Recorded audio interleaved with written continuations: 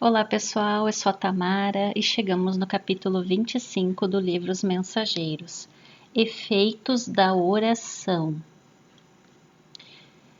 As luzes da prece inundaram o vasto recinto. Palpitava em tudo agora uma claridade serena, doce e radiante, muito diversa da luminosidade artificial.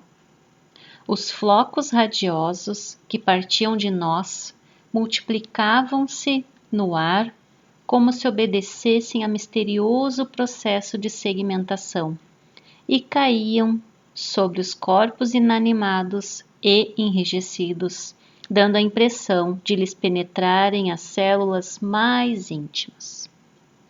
Eu estava boquiaberto. Não me fora permitido contemplar fenômenos dessa natureza em nosso lar. Aliás, concluí ainda não receber auxílio magnético às percepções, senão poucas horas antes da viagem. A claridade crescia e estendia-se em espetáculo prodigioso.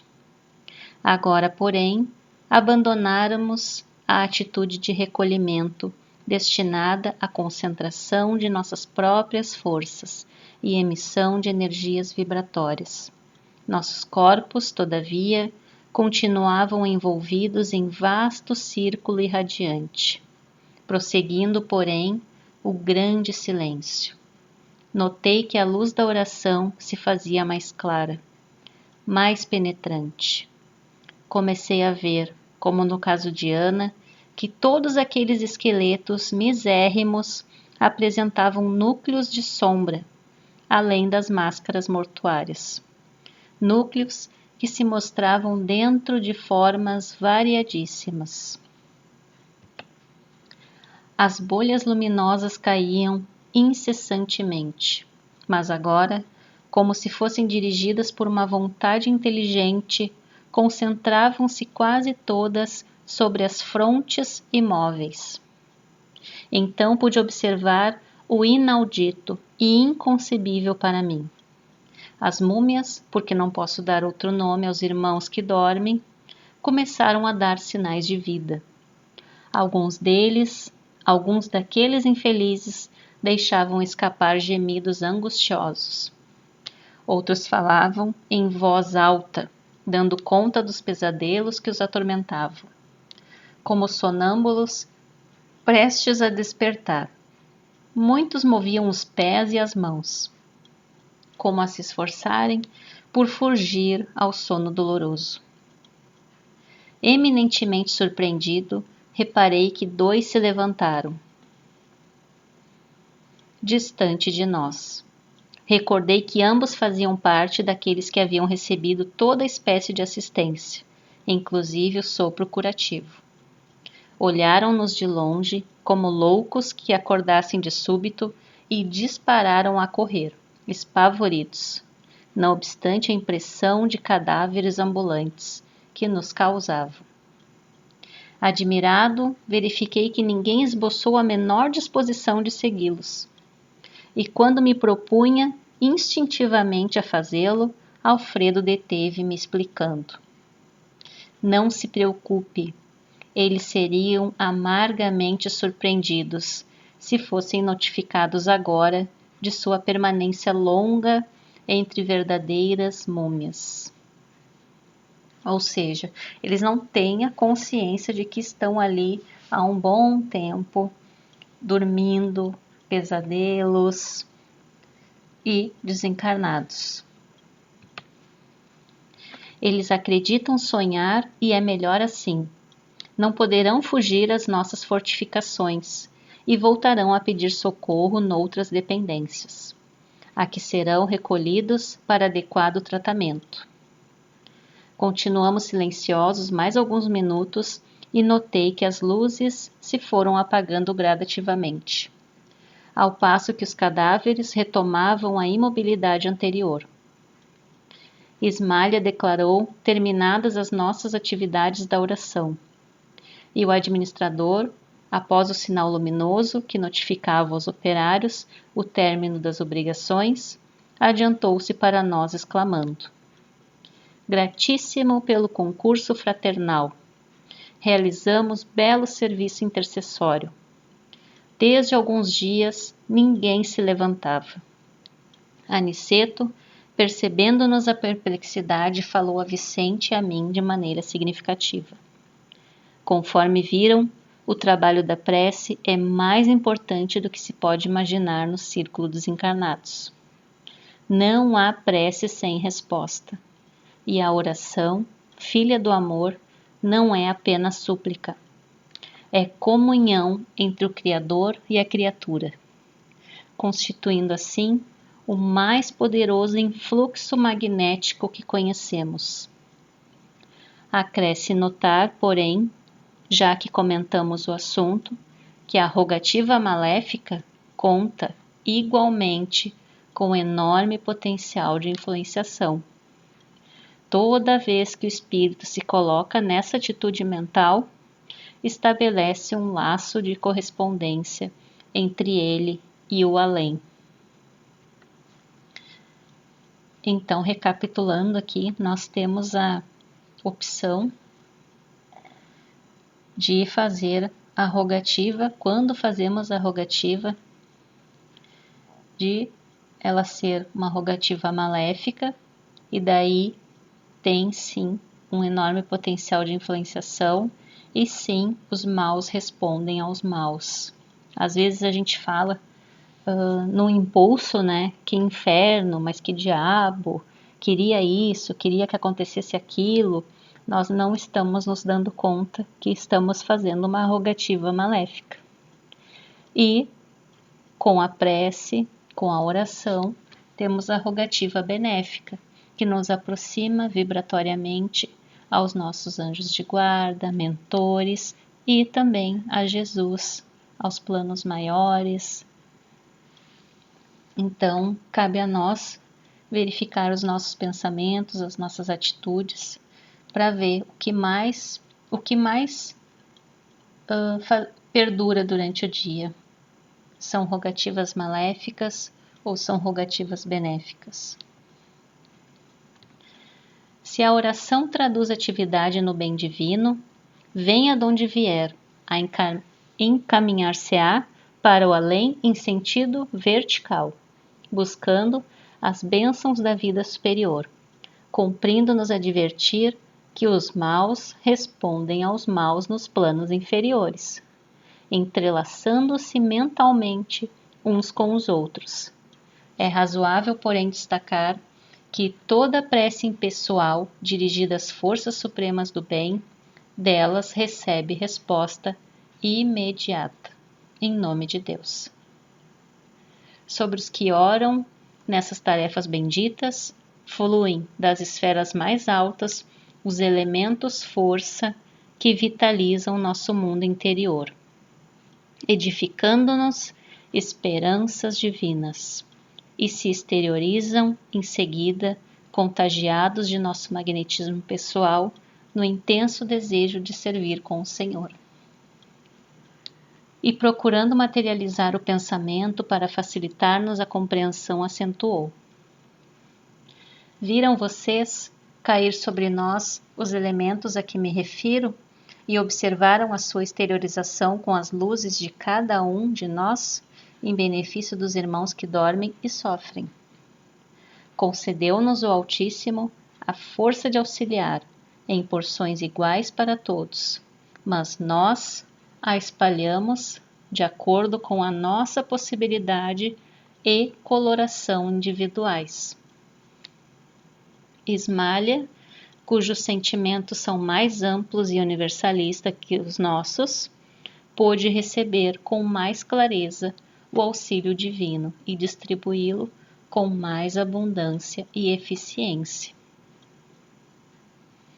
Então, aqui, novamente, ele está citando a questão da coloração individual, que é a tonalidade da nossa aura.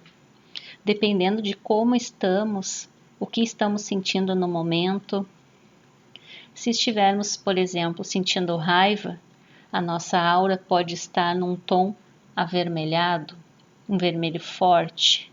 E aí, nesse momento, eu faço uma rogativa.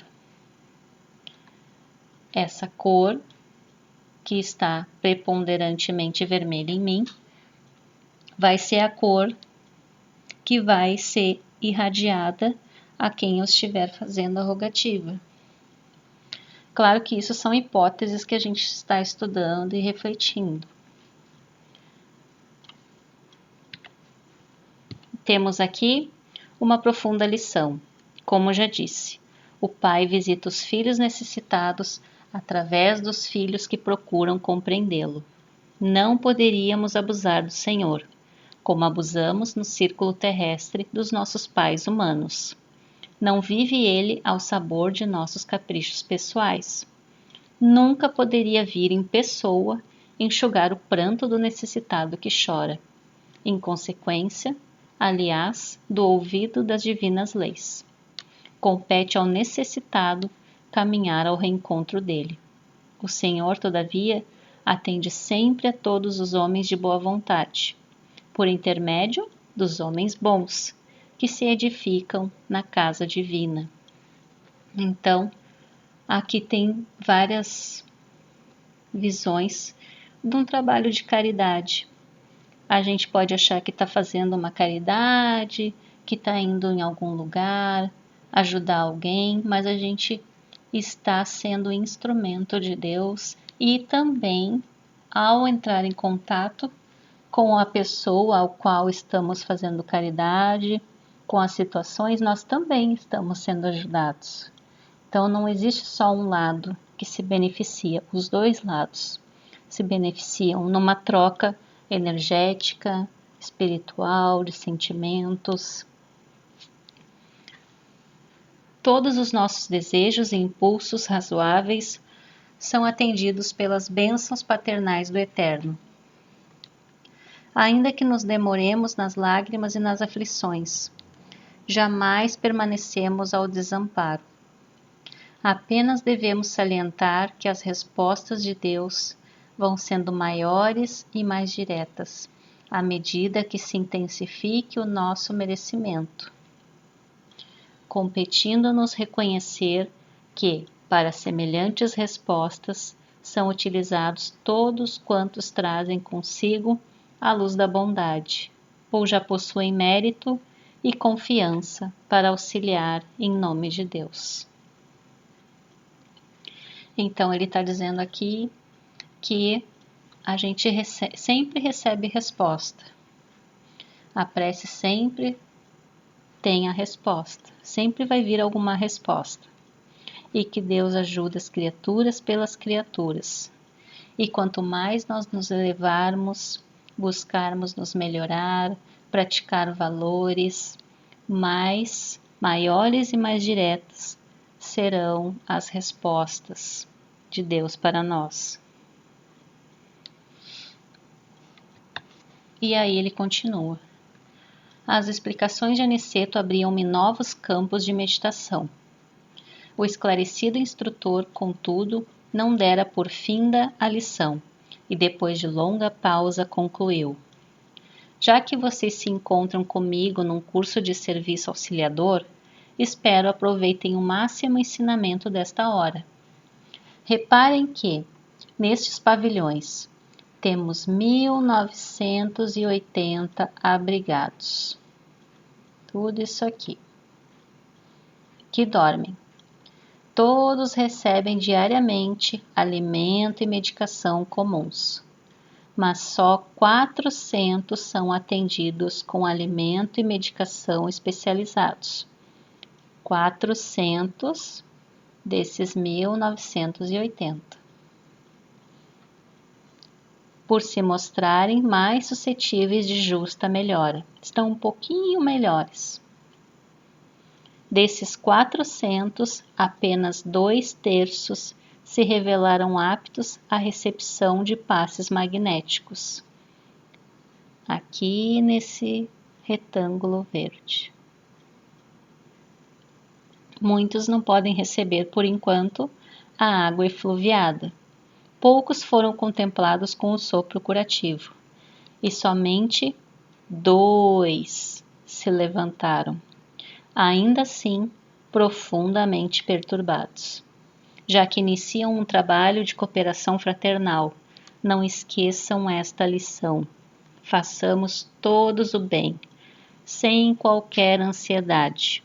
Semeemo-lo sempre e em toda parte, mas não estacionemos na exigência de resultados. Então, nós temos que semear, praticar a caridade, trabalhar, semear, dar bons exemplos, ensinar, praticar valores, ensinar valores, que a colheita é com Deus, não é com a gente. O lavrador pode espalhar as sementes à vontade, e onde quer que esteja, mas precisa reconhecer que a germinação, o crescimento e o resultado pertencem a Deus. Olha só, a nós cabe a semeadura, ao plantar, ao exemplificar, e a Deus cabe germinar, crescer e o resultado. Isso é com Deus.